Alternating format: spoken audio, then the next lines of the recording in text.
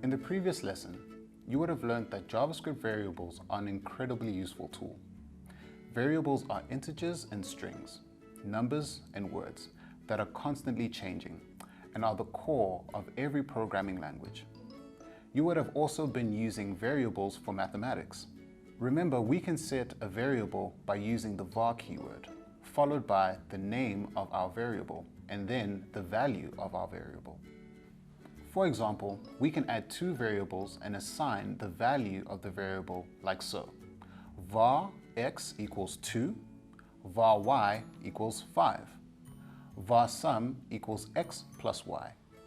In this case, the value of the variable sum would be 7.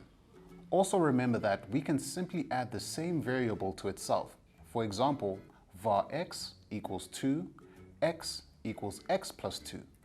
This simply means that we can take the old value of x, which is 2 to begin with, and then add 2 to it. Then reassign the variable to the new value, which is now 4, meaning x is now equals to 4. This concept of updating variables is how calculators work.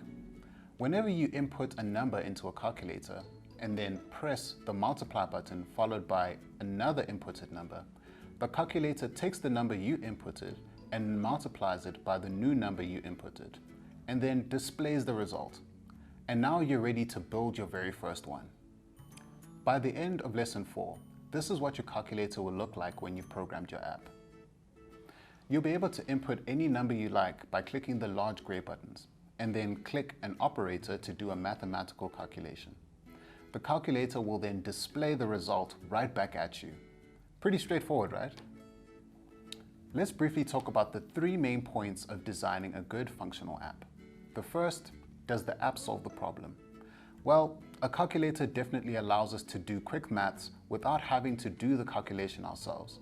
They are also 100% accurate and will always output the answer we need. The second, a good user interface and experience.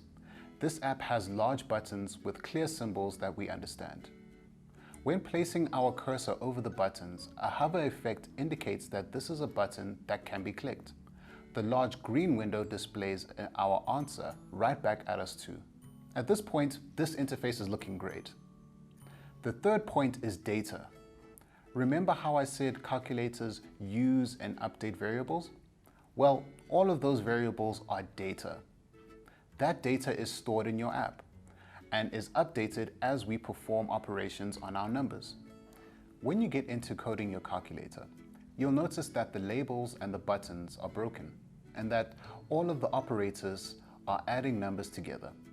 You'll need to fix each operator so you can add, subtract, multiply, and divide using the calculator.